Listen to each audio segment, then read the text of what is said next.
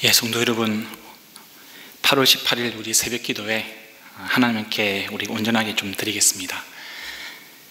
오늘 하나님 말씀 예레미야서 49장 7절에서 22절 말씀입니다. 오늘 하나님께서 우리에게 주신 말씀은 예레미야서 49장 7절에서 22절 말씀입니다. 제가 하나님 말씀 봉독하겠습니다. 이것은 에돔을 두고 하신 주님의 말씀이다. 나 만군의 주가 말한다. 이제 대만에 더 이상 지혜가 없느냐? 명철한 사람들에게서 좋은 생각이 다 사라져 버렸느냐? 그들의 설기가 끝이 나느냐? 드단의 주민아, 너희는 어서 도피하여라. 너희는 거기에서 떠나서 깊은 은신처로 들어가서 숨으라. 내가 에서에게 재앙을 내려 그를 벌할 때가 되었다.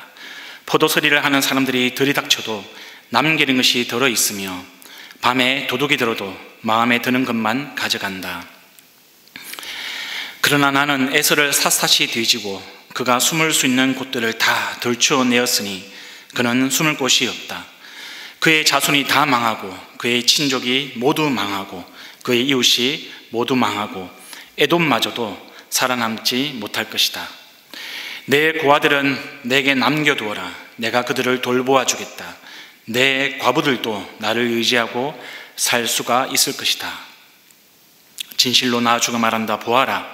이 잔을 마시도록 판결을 받지 않은 백성도 꼼짝없이 이 잔을 마셨는데 하물며 너 에돔이 벌을 받지 않고 벗어나려고 하느냐? 너는 절대로 벌을 면할 수가 없다. 너는 그 잔을 마셔야만 한다. 참으로 내가 나를 두고 맹세한다. 나 주의 말이다. 보스라는 폐허가 되어 놀라움과 조소와 저주의 대상이 되며 거기에 딸린 모든 성읍도 영원히 폐허로 남을 것이다. 주님께서 세계 만민에게 특사를 파견하시면서 하시는 말씀을 내가 들었다. 너희는 모여서 에돔으로 몰려가서 그를 쳐라. 너희는 일어나서 싸워라 하셨다. 에돔아 보아라. 이제 내가 너를 세계 만민 가운데서 가장 하찮은 자로 만들어서 사람들에게서 멸시를 받게 하겠다. 내가 바위 틈 속에 자리 잡고 살며 산꼭대기를 차지하고 산다고 누구나 너를 무서워한다고 생각하지 말아라. 그러한 너의 교만은 너 스스로를 속일 뿐이다. 내가 아무리 독수리처럼 높은 곳에 내 보금자리를 만들어 놓아도 내가 너를 거기에서 끌어내리겠다. 나 주의 말이다. 에돔이 참혹하게 파괴되어 그곳을 지나는 사람마다 그곳에 내린 모든 재앙을 보고 놀라며 비웃을 것이다. 소돔과 고모라와 그 이웃 성읍들이 멸망했을 때와 마찬가지로 더 이상 그 땅에 자리 잡고 사는 사람이 없을 것이며 그 땅에 머무르는 사람도 없을 것이다. 나 주가 말한다. 보아라, 사자가 요단 강가의 깊은 숲속에서 뛰어나와서 푸른 목장으로 달려들듯이 나도 갑자기 에돔으로 달려들어서 그 주민을 몰아내고 내가 택한 지도자를 그곳에 세우겠다. 누가 나와 같다는 말이냐? 감히 나에게 따지며 대들 수 있는 자가 누구이며 나에게 맞설 수 있는 목자가 누구냐? 그러므로 너희는 나 주가 에돔을 두고 세운 계획을 듣고 대만 주민에 대한 나의 생각을 들어보아라. 양떼 가운데서 아주 어린 것들까지 끌려갈 것이니 온 목장이 황무지가 될 것이다. 에돔이 쓰러지는 소리가 땅을 흔들고 그들의 울부짖는 소리가 홍해까지 들릴 것이다. 보아라, 적이 독수리처럼 날아와서 보스라 위에 두 날개를 펼칠 것이니 그날에는 에돔 용사들의 마음이 해산하는 여인의 마음과 같이 공포에 사로잡힐 것이다. 아멘. 성도 여러분, 여러분들은 이 교만한 사람 그리고 오만한 사람 이렇게 말하면 어떤 사람들이 이 머리에 떠오르십니까? 혹시 여러분 자신이 떠오르진 않습니까? 저도 이 오만한 사람, 교만한 사람 생각할 때 제 자신이 먼저 떠올랐습니다. 그러면서 제 친구들 중에서도 떠오르는 사람이 있었고요.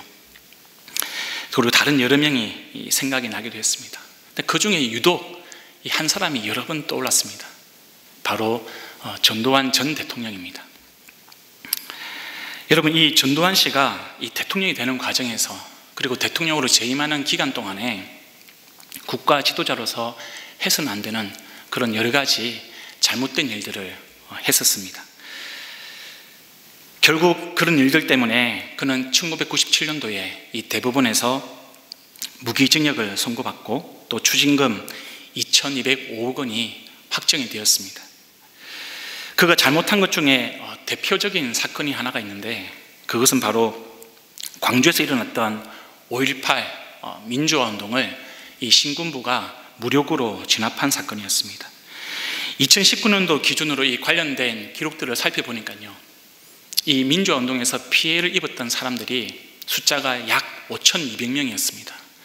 그리고 그 중에서 5월 18일부터 1980년 5월 18일부터 27일까지 이 열흘 동안에 진압 과정에서 사망한 시민들이 이 공식적으로 확인된 숫자만 165명, 이 중에서 131명이 총격으로 사망을 했습니다. 여러분, 이 사망한 사람들을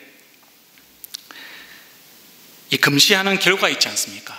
사망을 하면 금시를 하게 되는데 그 금시 결과가 더 충격적이었습니다. 최초의 희생자는 이 말하지도 듣지도 못하는 그런 장애인이었습니다. 그리고 이 희생자 중에는 13발의 총알을 맞고 죽으신 분도 있습니다. 또 어떤 여성은요, 19세였는데 이 가슴에 칼이 찔리고 총탄 2발을 맞고 사망을 했습니다. 그리고 심지어 임신 7개월에 임산부도 희생을 당했습니다. 그리고 1세 미만의 아기도 2명이나 있고요, 20세 미만의 이 청소년 그리고 어린아이들, 그 숫자만 해도 35명이나 됩니다. 여러분, 이렇게 이 광주 민주화 운동을 할 때 수많은 시민들이 희생을 당했는데, 이 사건에 대해서 전두환 씨의 반응이 어떤지 아십니까, 여러분? 이 광주 민주화 운동에 대해서 이 전두환 씨는 총기를 들고 일어난 폭동이다, 그리고 북한 고인이 개입을 했다, 이렇게 이야기를 하고 주장을 하고 있습니다.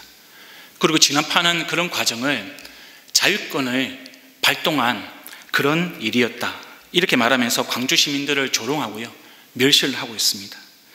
참 반성이라고는 눈꼽만큼도 찾아볼 수 없는 그런 오만하고 또 교만한 모습입니다. 뿐만 아니라 이분은 2천억 원이 넘는 그런 추징금을 선고받았는데요, 처음에는 다 내겠다고 했습니다. 근데 이 핑계에 저 핑계 되면서 아직까지 970억 원이라고 하는 그런 추징금을 내지 않고 버티고 있습니다. 뿐만 아니라 이분은 지금 세금도 체납을 하고 있는 중이라고 합니다. 그러면서도 자기 통장에는 29만 원밖에 없다고 큰 소리치면서 고급 음식점에서 식사를 하고 또 골프를 치러 다니는 그런 모습들 때문에 국민들로부터 많은 비난을 받고 있습니다. 오히려 국민들이 이 멸시하고 조롱을 하는 그런 단계가 되었습니다. 여러분, 생각해 보십시오. 육군사관학교를 나오셨습니다. 육군사관학교를 졸업했으면 굉장히 똑똑한 사람입니다. 그리고 계급이 대장까지 올라갔습니다. 대장까지 올라가고요, 그리고 대통령까지 했으면 리더십 또한 대단한 분입니다. 그리고 군사 반란까지 일으킬 정도면 이 담대함, 이 담력이 굉장히 컸던 분이었습니다. 근데 이렇게 똑똑하고요, 리더십이 있고 대담한 사람이 자기의 잘못을 뉘우치지 않고 책임을 안 지고 적반하장으로 나오니까 많은 국민들이 실망을 하고 더 분노하고 비난을 하고 있습니다. 여러분, 오늘 이 본문에 나오는 에돔의 모습이 이와 비슷합니다. 우리가 이 전두환 씨 같이 교만한 사람들을 보면 이 불편한 마음이 생기는데요, 오늘 본문에서도 우리는 이 하나님이 이 교만한 에돔을 보시면서 분노하고 책망하시는 것을 우리가 확인할 수가 있습니다. 이 에돔은 에서의 후손들이었습니다. 여러분 잘 아시다시피 에서는 야곱의 형이었죠. 근데 야곱과 비교했을 때 이 에서는 남성미가 넘치고요, 사냥도 잘하고 그리고 용맹스러운 사람이었습니다. 그래서 아버지 이삭은 야곱보다 에서를 더 사랑하고 편애를 했습니다. 서로 미워하던 에서와 야곱이 나중에는 화해를 하죠. 그러나 화해를 했지만 안타깝게도 이들의 후손들은 계속해서 서로 적대적인 관계를 유지를 했습니다. 오늘 본문에서는요, 이 하나님이 에돔의 멸망과 이 심판에 대해서 말씀을 하고 있습니다. 근데 우리가 그 이유가 중요합니다. 그 이유. 첫 번째로 보시면 7절입니다. 에돔 사람들은 지혜롭고 명철했습니다. 근데 오히려 그것이 재앙을 받는 이유였습니다. 에돔 사람들은 자신들의 지혜와 그런 명철을 이 형제 민족이었던 이스라엘을 괴롭히는 데 사용을 했었습니다. 그리고 에돔과 이 이스라엘의 민족의 갈등은요, 단순하게 어떤 형제들 간의 그런 다툼이 아니었습니다. 이것은 에돔이 하나님께 불순종하는 것이었습니다. 하나님은 에서의 자손이 야곱의 자손을 섬기라고 했습니다. 그런데 이 하나님의 말씀에 지금 에서의 민족이 계속 불순종하고 있는 거죠. 아마 이들의 마음속에는 늘 그런 마음이 있었던 것 같습니다. 우리가 장자민족인데 저 이스라엘 백성이 가지고 있는 그 축복권, 그 권리가 바로 우리 건데 우리가 그것을 빼앗겼다. 이스라엘이 우리가 누려야 될 복을 가져가 버렸다. 그래서 그들은 늘 이런 생각 때문에 이스라엘에 대해서 불만을 가지고 적대적으로 대했던 것 같습니다. 이들은 이스라엘이 출애굽을 할 때 에돔 땅을 지나게 되었습니다. 그런데 그 땅을 건너가려고 했는데요, 에돔이 그것을 허락하지 않습니다. 그리고 에돔이 남유다의 어떤 속국이었던 그런 시절이 있었는데, 이 주전 9세기에 남유다 요람 왕 시대였습니다. 이 유다가 모압과 전쟁을 치를 때 에돔이 유다를 배반하는 일이 생겼습니다. 그리고 다른 이방 민족들과 연합을 해가지고요, 이 예루살렘을 침략을 했었습니다. 그리고 이 예루살렘이 함락되자 이 사람들과 이 재산을 빼앗고 오히려 유다 민족들을 조롱하고 또 멸시하는 그런 일도 저질렀습니다. 또 6세기 초에는, 주전 6세기 초에는 이 예루살렘이 바벨론에게 침략을 당하게 됩니다. 그때 이 에돔이 바벨론을 돕습니다. 그리고 유다 사람들을 학살하게 되죠. 심지어 도망치던 그런 예루살렘의 포로들, 예루살렘 사람들을 잡아서 바벨론에게 넘겨주는 그런 잘못도 저지르게 됩니다. 또 이 에돔이 하나님으로부터 심판받는 이유가 있는데, 그것은 이 사람들이 자기들의 힘을 의지했기 때문입니다. 에돔의 백성들은요, 지리적으로 이스라엘 백성들과 붙어있던 그런 나라였습니다. 그리고 역사적으로도 그들은 이스라엘의 형제였기 때문에 하나님이 누구신지 잘 아는 사람이었습니다. 그런 사람들, 그런 민족이었습니다. 그런데 지금 그들은 자신들의 경제력과 어떤 높은 산지에 있는 그런 요새를 의지하고 있습니다. 이 에돔 사람들은 지중해변에 에시온게벨, 엘롯이라고 하는 그런 항구를 가지고 있었습니다. 그래서 해상무역을 통해서 경제적인 어떤 이익을 취했던 그런 민족이었습니다. 그리고 영토 가운데 구리가 많이 나는 그런 지역이 있어서 어떤 천연자원의 그런 혜택을 입은 그런 민족이었습니다. 그리고 지리적으로는 붉은 바위로 이루어진 산악, 그런 산악지대에 위치하고 있었기 때문에 외부의 침략으로부터 이 방어할 수 있는 그런 유리한 조건을 가진 그런 민족이었습니다. 이렇게 에돔은요, 자신들의 지혜, 그리고 자기들이 가지고 있던 그런 경제력, 그리고 다른 외부의 민족들이 쉽게 침범할 수 없는 그런 천혜의 요소를 자랑거리로 삼았습니다. 그것을 의지하는 민족이 바로 이 에돔 민족이었습니다. 오늘 본문에서는 이 모든 것을 아우르는 단어가 하나 나오는데, 그것이 바로 교만입니다. 16절에 나오죠. 오늘 본문 속에 에돔의 모습을 보면 이 교만이라는 것이 어떤 것인지 우리가 구체적으로 상세하게 알 수가 있습니다. 에돔을 통해서 우리 오늘 본문이 말하는 교만은 바로 형제와 이웃을 돌보지 않고, 이웃이 당하는, 형제가 당하는 어려움을 돌아보지 않고요, 나만 잘 먹고 잘 살면 되는, 그러면 만사오케이, 그런 모습이 바로 교만입니다. 그리고 형제와 이웃을 무시하고 조롱하고 조소하고 저주하는 모습, 그것이 교만입니다. 주님의 말씀보다 자기의 지혜를 의지하는 모습, 그 모습이 교만이라고 이야기합니다. 그리고 나의 삶을 책임지시는 주님보다 경제적으로 풍요롭게 하는 그런 금은 보화가, 그런 지하 자원을 더 의지하는 것, 그것이 교만이라고 이야기합니다. 그리고 하나님의 품보다 이 난공불락처럼 보이는 높은 바위의 요새를 의지하는 것, 그것이 하나님은 지금 교만이라고 이야기를 하고 있습니다. 이런 에돔을 향해서 하나님은요, 오랫동안 선지자들을 통해서 돌아오라고, 회개하라고 말씀하셨습니다. 그리고 회개하지 않으면, 돌아오지 않는다면 내가 너를 심판할 수밖에 없다, 이렇게 애타게 경고를 하셨습니다. 근데 결국 에돔은 주님께로 돌아오지 않고 하나님의 이 경고에 따라서 멸망을 하게 됩니다. 여러분, 하나님께서 멸망하시는 모습, 그 모습이 어떻습니까? 에돔이 의지했던 지혜, 그들이 의지했던 경제력을 무력화시키고 계십니다. 그리고 천혜의 요새를 폐허로 만들어버리고, 그들이 이스라엘에게 내뱉었던 그런 조소, 저주, 멸시가 부메랑이 되어서 그들에게 돌아오고 있습니다. 그들이 의지했던 동맹국들은요, 이제는 거꾸로 에돔을 공격하는 그런 나라들이 되어버렸습니다. 그들의 목자는 황무지가 되고요, 그들은 슬픔과 두려움에 빠지게 될 것이라고 지금 하나님께서 경고를 하시고 있습니다. 그리고 또 하나 우리가 이 본문에서 주위에서 유심히 봐야 하는 부분이 또 있습니다. 바로 이것은 우리 하나님이 심판과 멸망 가운데서도 당신의 자비와 긍휼을 베푸신다는 사실입니다. 11절 보시면 하나님은 에돔의 고아들과 과부들을 돌보시겠다, 이렇게 말씀하십니다. 그들이 하나님을 의지하고 살 수 있도록 하겠다, 그렇게 말씀하고 있습니다.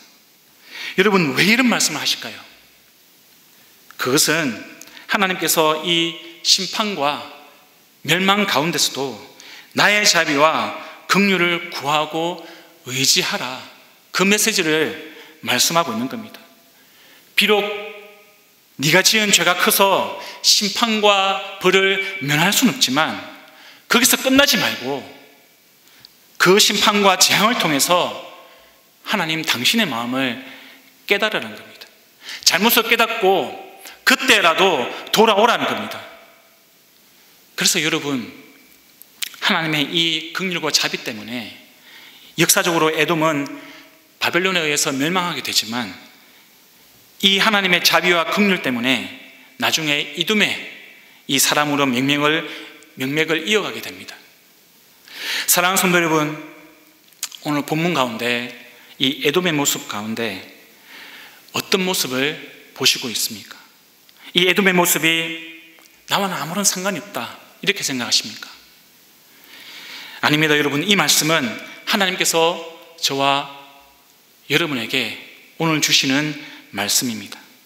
우리는 이 에돔의 심판과 재앙에서 교훈을 얻어야 합니다. 여러분, 형제와 이웃을 돌보지 않고 나만 잘 먹고 잘 살면 된다라고 생각하는 모습은 없습니까? 혹시 형제와 이웃을 무시하고 조롱하는 모습은 우리 가운데 없습니까? 주님의 말씀보다 자기의 지혜를 의지하는 그런 모습은 없습니까?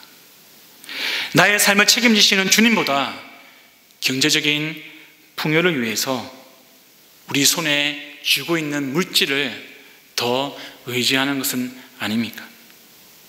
하나님의 품보다 바위처럼 단단해 보이는 요새를 더 의지하는 모습은 우리에게 없습니까? 이런 모습이 있다면 우리가 회개하고 돌이키기를 소망합니다. 그리고 그럼에도 불구하고 고아와 과부를 돌보시는 그 주님의 긍휼, 그 주님의 자비, 그 주님의 사랑을 우리가 다시 구하고요, 오직 주님만 의지하는 그런 겸손한 인생으로 살아가는 저와 여러분이 되기를 우리 주님의 이름으로 간절히 축복합니다. 이 시간 우리에게 주시는 이 하나님의 교훈을 기억하면서 함께 기도하기를 원합니다. 그리고 오늘은 국가와 선교사를 위해서 기도하는 날입니다. 여러분, 특별히 아프간을 위해서 기도해 주십시오.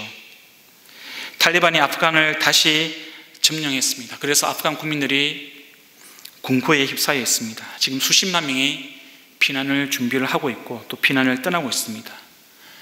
아마 그 영상을 보셨는지 모르겠습니다만 이륙하는 비행기에 매달린 수많은 사람들의 그 안타까운 모습을 여러분들 아마 보실 수가 있을 것입니다. 제가 오늘 말씀을 묵상하면서 이 아프간이 많이 생각이 났습니다. 고아와 과부를 돌보시는 주님의 그 긍휼과 자비, 그리고 그 사랑을 우리 아프간을 생각하시면서 함께 구하기를 원합니다. 특별히 우리 나심 선교사님 가족들이 아프간에 있습니다. 그 가족들의 안정과 또 우리가 돕던 그 아프간 지체들, 그리고 그 가족들의 안전을 위해서 기도해 주십시오. 임도마, 재현신, 황희사, 김리브가 선교사님이 이제 다시 아프간으로 못 돌아가는 상황이 발생을 했습니다. 그분들이 이후의 사역과 방향을 위해서 기도할 때 하나님께서 인도하실 수 있도록 함께 기도해 주십시오. 그리고 우리나라와 한국교회가 이 아프간, 그리고 아프간처럼 이 어려운 일을 당하는 여러 민족과 국가들을 위해서 계속해서 우리가 복음과 또 그 선교의 사명을 감당할 수 있도록 함께 기도해 주시기를 부탁드립니다. 그리고 가지고 있는 우리 기도 제목을 가지고 계속해서 함께 기도하시겠습니다. 기도합니다.